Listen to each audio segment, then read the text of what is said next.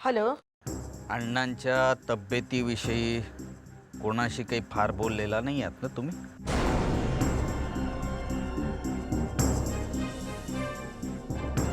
अ, नाही. काय रे? अनुपमा आणि नयनला सरळ सांगून टाका, अण्णांचं एक मोठं ऑपरेशन करावं लागणार आहे म्हणावं. काय? अरे मामा बोलू नका. आम्ही काय सांगतो ते फक्त ऐका. अण्णांचं ऑपरेशन म्हणजे एक नाटक आहे. नाटक. अन्नूनी चेक घेतलाय. आता तिच्याकडनं पैसे मागायची हीच वेळ आहे. आम्ही काय बोलतोय ते कळतंय ना तुम्हाला? हो हो समजतंय पण अहो मामा, तुमच्या अभिनय कौशल्यावर विश्वास आहे आमचा. तुमचं अभिनय कौशल्य पूर्णपणे पणाला लावा. अनुपमाचा तुमच्यावर विश्वास बसायला हवा आणि आमची खात्री आहे तो बसणारच.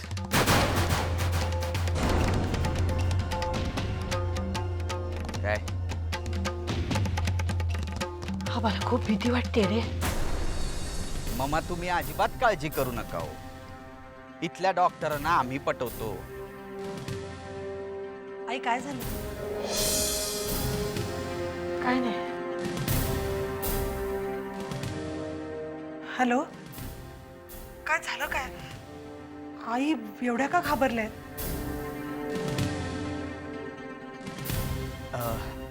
नयन, अगं आपल्या अण्णांची बायपास करायला लागणार आहे ग.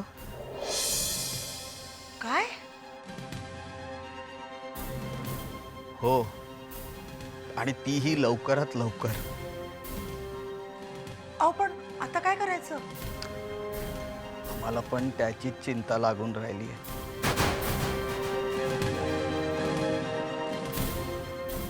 निदान 10-15 लाख रुपये तरी खर्च येईल. तुम्हाला तर माहितीच आहे, बँकेमध्ये खडखडाट आहे. दुसरीकडून कुठे काही सोय नाही का होऊ शकणार आहे? आमचेही प्रयत्न चालू आहेत. बाकी देवालाच काळजी.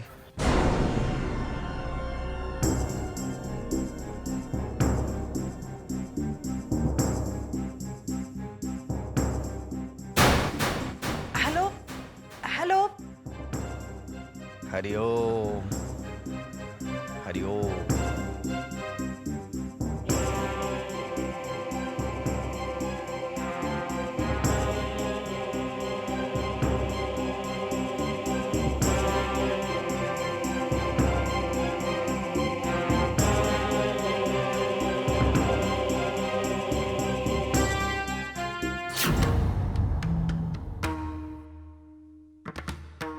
अहो लवकर बोला, माझ्याकडे वेळ नाहीये.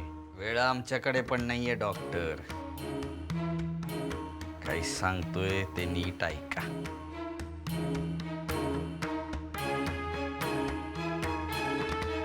अण्णासाहेबांचं खोटं खोटं ऑपरेशन आहे असं सगळ्यांना सांगायचं. त्यासाठी खूप पैसा लागणार आहे आमच्या फॅमिली मेंबर्सना सांगायचं. आमचा भाऊ वीरेन बॉर्डरवर असताना गेला. त्याच्या इन्शुरन्सचे आम्हाला 12 कोटी रुपये मिळणार आहेत. ते पैसे आम्हाला मिळाले ना की तुमचं पण आम्ही भलं करू. काय कळतंय का तुम्हाला?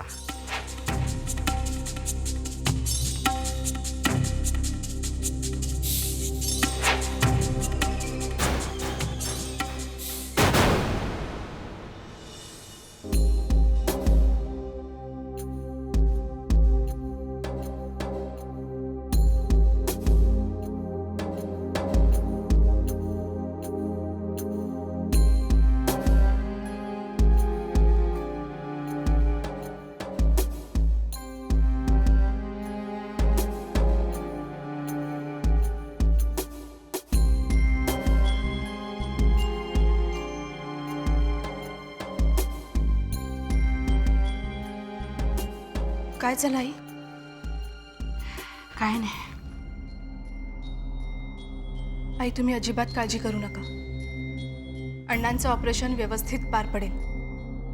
त्याचसाठी मी बँकेत चालली आहे. पैसे कधी मिळतील याची चौकशी करायला. अगं पण तुझे पैसे आहेत ते. असं का म्हणताय आई? अण्णांच्या प्रकृतीपुढे पैशाचं काय मोल? कितीही पैसे लागले तरी देईन मी. 5 लाख काय, 5 करोड सुद्धा. आई, तुम्ही उपेंद्र भाऊजींना ऑपरेशनची तयारी करायला सांगा. मी आलेच बँकेत जाऊन.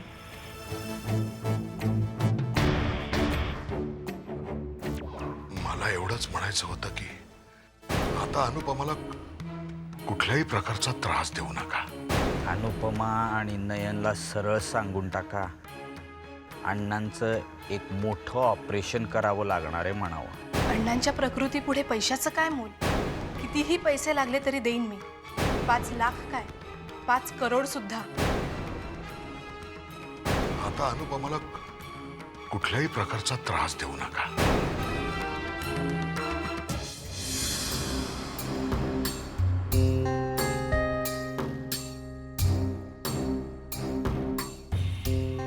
काय डॉक्टर काही बोलला नाहीत? हा कसला विचार करताय एवढा? हे पॉसिबल नाही. सगळं पॉसिबल आहे हो. तुम्ही मनात आणलं ना तर सगळं बरोबर होईल बघा. तुम्ही म्हणताय, पण ऑपरेशनचं नाटक करणं सोपं नाही. अहो कोणाला कळतंय? कळतंय का कोणाला? तुम्ही म्हणाला ऑपरेशन झालं, सगळे विश्वास ठेवणार. काय ठेवणार की नाही? अहो समजत कसं नाही तुम्हाला? त्या स्टिचेसचं काय? अण्णासाहेब एवढे मूर्ख आहेत का? त्यांना हे सगळं कळलं तर नसती आफत ओढवेल. तुम्हाला ना सगळं असं उलगडून सांगावं लागतं डॉक्टर. अण्णांना ऑपरेशन थिएटरमध्ये न्यायचं, डिक्लेअर करायचं BP शूटअप, ऑपरेशन कॅन्सल. काय आहे गायकवाड साहेब, हे सगळं करायचं म्हणजे मोठी रिस्क घ्यावी लागणार आहे. हे सगळं उघडकीस आलं तर माझी डॉक्टर म्हणून मान्यता रद्द होऊ शकते. मी काय म्हणतोय लक्षात येत आहे ना तुमच्या?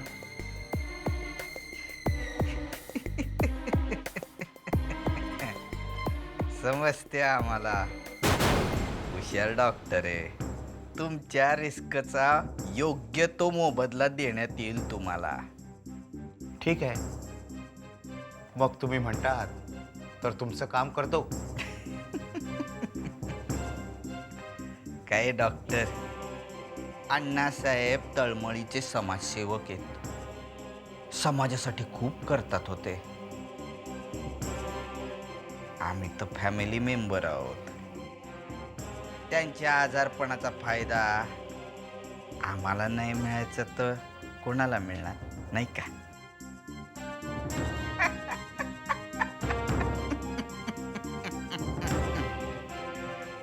हुशार डॉक्टर. एक लक्षात ठेवा, अण्णांना काही पण होता कामा नये. काही झालं तर तुमचं हॉस्पिटल जाळून टाकीन. काय? डोंट वरी, अण्णांना काहीही होणार नाही. वीरेन गायकवाड आमचा भाऊ होता. त्याला मिळणाऱ्या प्रत्येक पैशावरती फक्त आमचा हक्क आहे, गायकवाडांचा. कुठल्याही परिस्थितीत आम्हाला ते पैसे पाहिजेत. कुठल्याही परिस्थितीत. डॉक्टर, मी चेक बँकेत टाकलाय. पैसे उद्या मिळतील. तुम्ही प्लीज ऑपरेशनची तयारी सुरू करा. तुमच्याकडून मिळालेलं आश्वासन पुरेसं आहे. मी सिनर्सशी बोलून ऑपरेशनची तयारी सुरू करतो. Thank you doctor. जर ऑपरेशन कॉम्प्लिकेटेड झालं तर मला काही स्पेशलिस्टची मदत घ्यावी लागेल. त्यामुळे ठरलेल्या रकमेपेक्षा जास्तही खर्च होऊ शकतो. डॉक्टर, तुम्ही पैशाची काळजी करू नका. कितीही पैसे लागले तरी देईन मी, पण अण्णा बरे झाले पाहिजेत. तुम्ही काही काळजी करू नका, ते नक्कीच बरे होतील. Thank you doctor.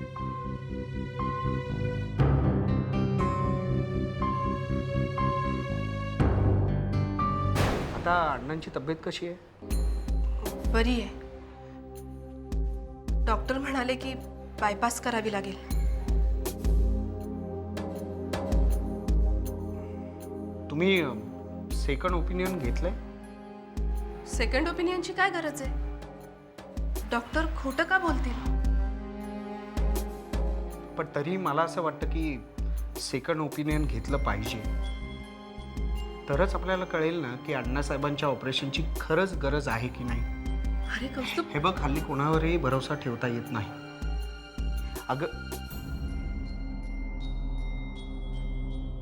डॉक्टर सुद्धा हल्ली पैशांसाठी खोटं नाटं सांगू शकतात. आपण न्यूजपेपरमध्ये वाचलंय ना तसं.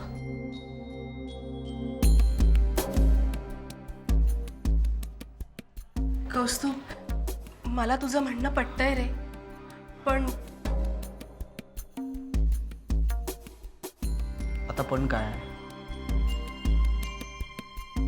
हे बघ कौस्तुभ, आधीच तुझ्यामुळे घरात इतका तमाशा झालाय. त्यात तुझ्या सांगण्यावरून आपण सेकंड ओपिनियन घेतोय हे जर त्यांना कळलं ना, तर काय होईल सांगता नाही येणार. हे बघ अनु, तू आधी घाबरू नकोस आणि मला सांग, तुझे घरचे काय रिॲक्ट होतील यापेक्षा अण्णांची तब्येत महत्वाची नाहीये का?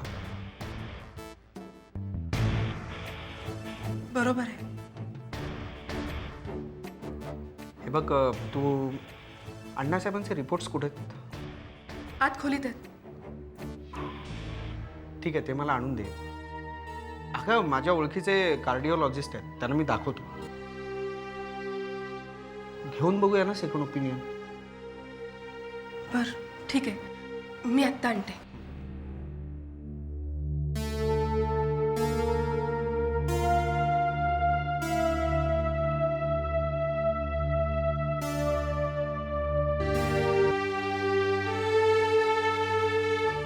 ठीक आहे.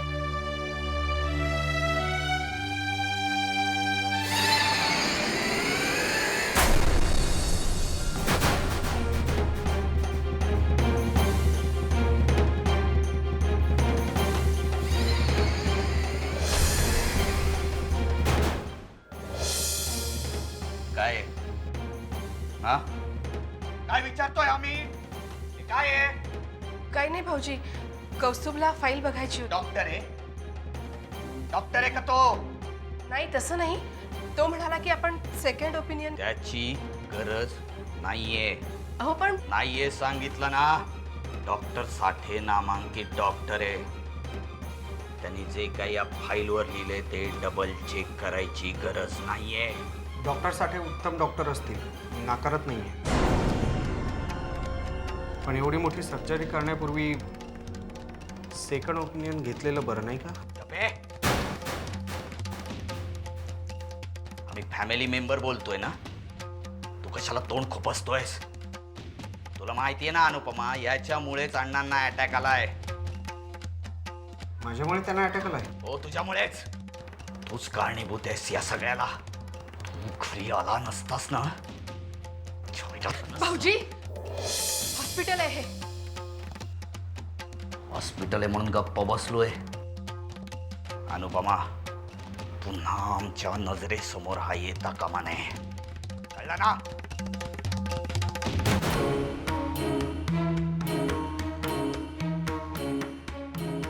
सॉरी कौस्तुभ, तुला माहितीये ना भाऊजींचा स्वभाव कसा आहे. जाऊ दे, फार मनाला लावून घेऊ नकोस. आता काय करायचं आपण?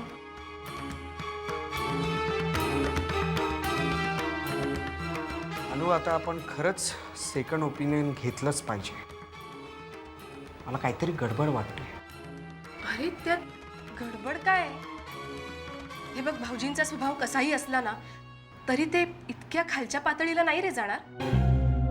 ते म्हणालेत म्हणजे ऑपरेशन करणं गरजेचं आहे हे नक्की. ठीक आहे, तू एक काम कर, तू कशीही करून ती फाईल चेक कर. कसं शक्य आहे? फाईल तर भाऊजींकडे आहे. आणि जरी मला मिळाली तरी मला त्यातलं काय कळणार आहे? ठीक आहे, तू एक काम कर, तू कशीही करून ती फाईल मिळव, रिपोर्टची झेरॉक्स काढ आणि ते मला दे. पुढे काय ते मी बघतो. ठीक आहे, मी प्रयत्न करते.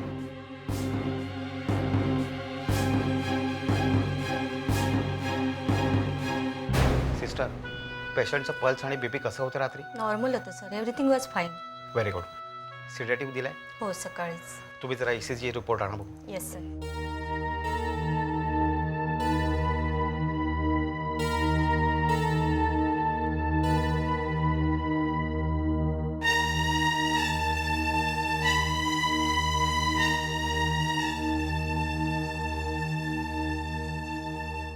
शांत झोपलेत ते. उद्या त्यांची बायपास सर्जरी करायची. तुम्ही तयारीला लागा आणि अनेस्थेशियासाठी डॉक्टर कुमारांना सांगा. असं पण काय झालं? त्यांनी प्रॉब्लेम डॉक्टर? सॉरी सर, कदाचित मी चुकतही असेल, पण यांचं ऑपरेशन करायची गरज आहे असं वाटत नाही मला. डॉक्टर, तुम्ही चॅलेंज करताय मला. तसं नाही सर, मी कशाला तुम्हाला चॅलेंज करू? मला जे रिपोर्टवरून दिसलं तेच मी तुम्हाला सांगितलं. कदाचित मी चुकलोही असेल. तुम्ही अजिबात चुकत नाही आहात डॉक्टर. म्हणजे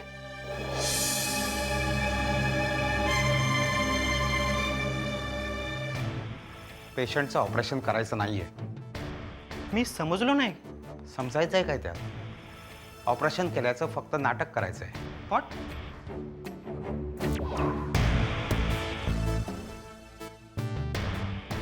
पण हे सगळं अनएथिकल आहे सर. या, तुम्हाला समजवतो मी सगळं.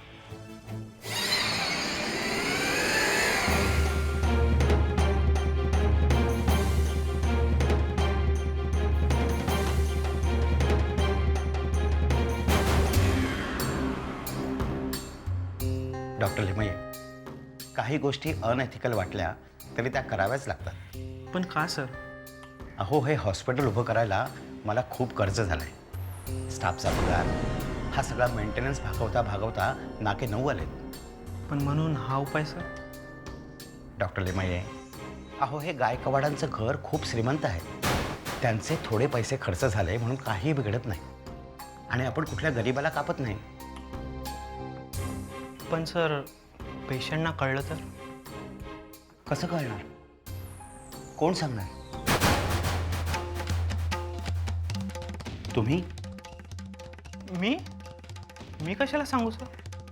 डॉक्टर लिमये, मला माहीत आहे तुम्ही खूप गरिबीतून वर आलात. तुम्हाला डॉक्टर करण्यासाठी तुमच्या वडिलांना खूप कष्ट सोसावे लागले, कर्जही काढावं लागलं. शिवाय तुमच्या बहिणीचं लग्नही व्हायचं आहे, तुमचाही संसार थाटायचा आहे. नैतिकता पाळायची ठरवली तर आयुष्यभर दारिद्र्यात खितपत पडावं लागेल. हां, अहो, अनायसे पैसे मिळत आहेत, घ्या. पण सर, डॉक्टर, आता विचार करू नका. हे श्रीमंत लोक देखील इतरांना नाडूनच श्रीमंत झालेले असतात. त्यांना लुटण्यात काहीही गैर नाही.